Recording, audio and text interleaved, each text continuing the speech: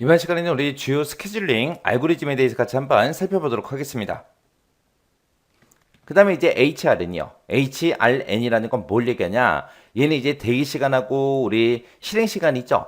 그걸 이용해서 우리가 이제 우선순위를 직접 계산해서 그 우선순위에 맞게 이제 프로세스를 이제 할당하는 거예요. 작업 순서를 이제 정해주는 거. 그게 이제 HRN이요. 얘는 이제 왜 만들었냐? 자, 생각해 보자고요. 지금처럼 이렇게 이제 프로세스 3개가 준비 상태에 이제 큐에 들어왔습니다. 요 순서대로 들어왔어요. 얘가 제일 처음에 들어오고 두 번째로 얘가 들어오고 세 번째로 얘가 들어왔어요. 근데 우리가 스케줄링 기법 중에서 우리 방금 했던 거 SJF라는 게 있다 그랬죠? 얘가 이제 가장 적은 그런 대기 시간을 제공해서 최적의 알고리즘이다. 그렇게 이제 얘기를 했는데 얘 입장에서 생각해 보자고요. 얘 입장에서. 얘는 이 프로세스가 제일 처음에 들어왔어요. 제일 처음에 들어왔는데 이 실행 시간이 길다고 우선순위가 계속해서 밀리는 거예요. 그럼 얘 입장에서 너무 억울하잖아요. 해서 이런 거를 이제 보완하기 위해서 만들어 놓은 게 우리 HRN이요. 해서 실행 시간이 긴 프로세스한테 이제 불리한 그 SJF 기법을 보완하기 위해서 만들어 놓은 게 우리 HRN이다. 그래서 HRN은 우리 대기 시간하고 서비스, 실행 시간 있죠? 실제로 실행되는 시간. 그걸 이용해서 우리가 우선순위를 계산을 해요. 계산을 해서 어떤 특정 값이 나왔을 때 그 숫자가 가장 높은 것부터 낮은 것 순으로 그렇게 이제 우선순위가 부여되는 그런 기법을 보고 우리가 HRN이라고 이제 그렇게 부릅니다. 그때 이제 우리가 우선순위 계산하는 공식이 지금처럼 이렇게요. 서비스 시간 분의 서비스 시간 더하기 우리 대기 시간 그렇게요.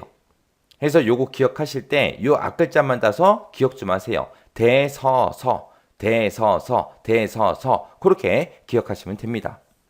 자, 그럼 요것도 이제 우리 예제 문제를 통해서 같이 한번 계산 한번 해볼게요. 다음 같은 프로세스가 HRN 기법으로 스케줄링이 될 때 그때 우선순위를 계산해라. 그렇게 나왔습니다.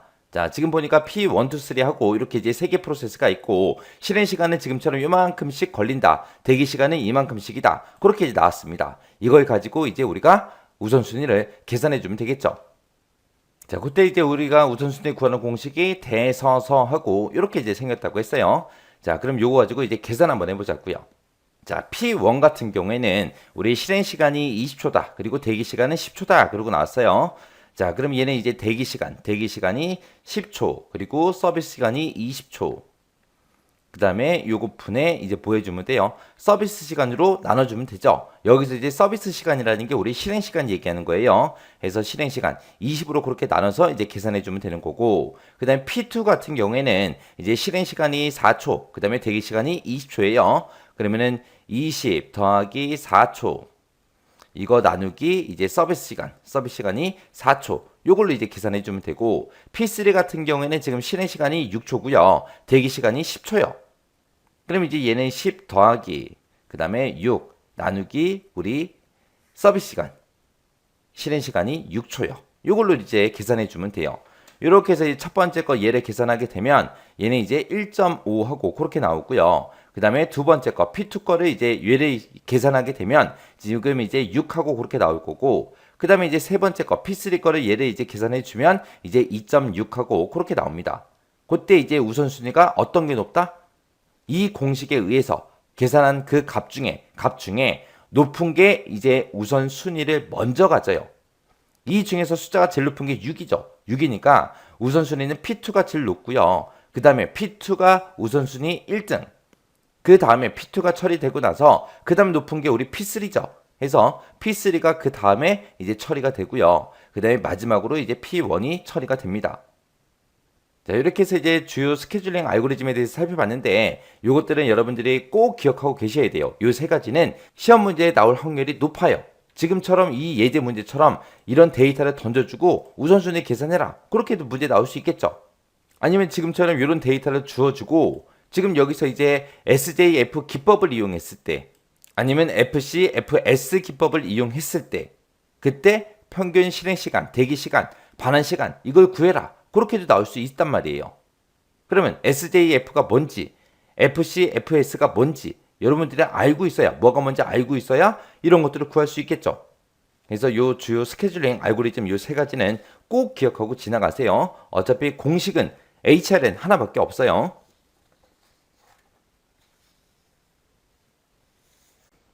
19번 문제요. HRM 비선점형 스케줄링에 우선순위를 구하는 그 계산식을 쓰시오. 그리고 계산식 물어보는 문제가 나왔습니다. 자, 요 계산식 물어보는 문제 같은 경우에는 실기시험 문제라고 하기에는 조금 애매해요. 얘가 이제 필기시험 쪽에서 나오면 많이 나왔겠죠.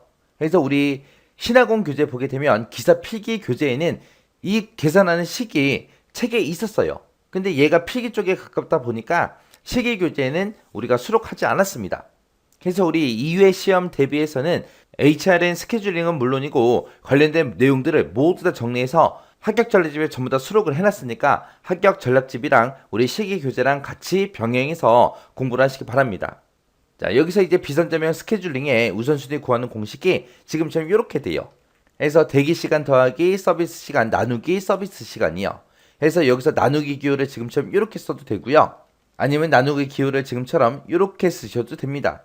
얘가 됐든 얘가 됐든 둘 다 맞아요.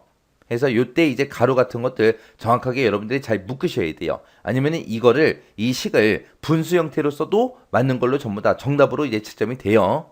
그래서 여기서 이제 HRN 비선점형 스케줄링이라는 게 대기 시간이 길었던 것들한테 우선순위를 먼저 부여하자. 그렇게 이제 만들어 놓은 공식입니다.